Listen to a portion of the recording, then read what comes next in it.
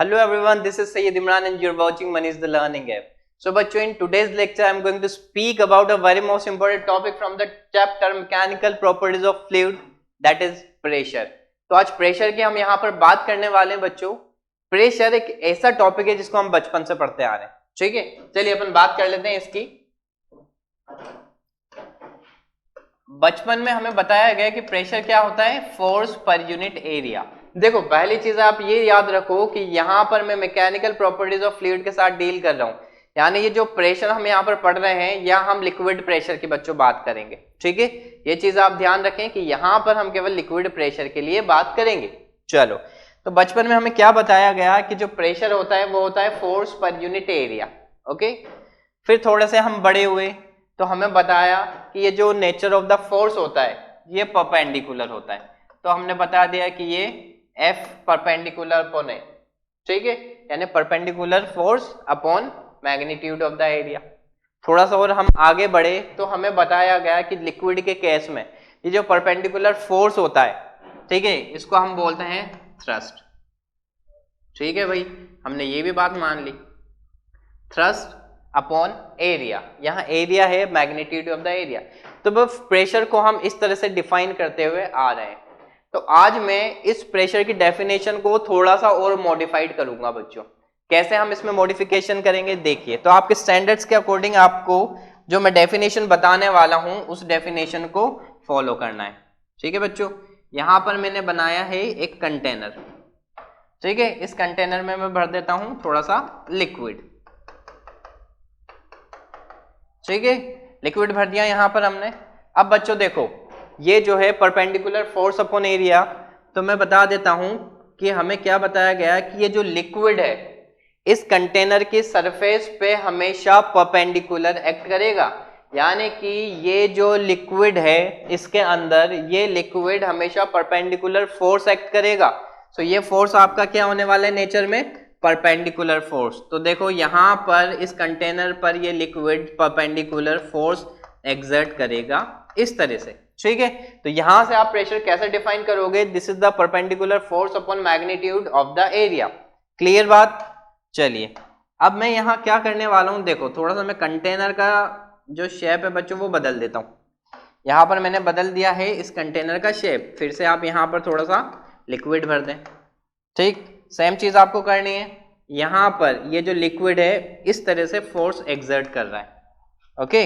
अब देखो बच्चों आप खुद पहचानो, मैं इसको थोड़ा सा यहाँ पर बना देता हूं। ये कंटेनर का सरफेस है और ये यहाँ पर फोर्स है। क्या ये लिक्विड इस कंटेनर पर परपेंडिकुलर फोर्स एक्सर्ट कर रहा है?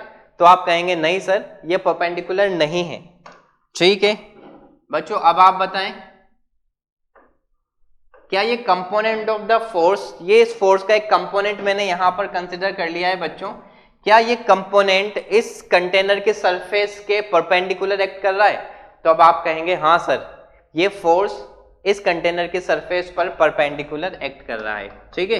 यहां पर मैं इसको बोल देता हूं F cos थीटा। चलिए अब मैं यहां पर इसको मॉडिफाइड करने जा रहा हूं डेफिनेशन को। देखना बच्चों, या तो आप प्रेशर को डिफाइन करो perpendicular force upon magnitude of the area से, बट जब यहां पर आप इस डेफिनेशन को वैलिड करना चाहेंगे तो ये force perpendicular to the surface नहीं है, यानी कि जरूरी नहीं है कि ऑलवेज आपको क्या मिले, ये फोर्स ऑलवेज ये जो फोर्स है ये हमेशा आपको परपेंडिकुलर टू द सरफेस मिले।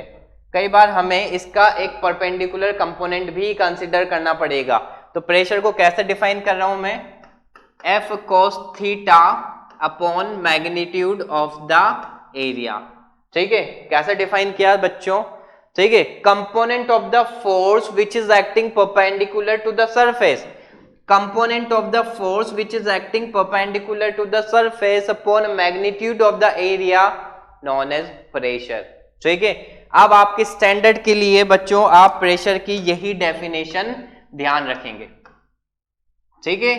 आपके जो स्टैंडर्ड की बात करें, क्योंकि क्लास 11 पे आप क्या करेंगे आगे जाके नीट या आईआईटी के लिए प्रिपेयर करेंगे, तो वहां से आपको बच्चा इसकी डेफिनेशन जो देनी है वो इसी तरह से देनी है, ठीक है। किस तरह से देनी है, how can you define the pressure now, So pressure can be defined as component of the force which is acting perpendicular to the surface upon magnitude of the area.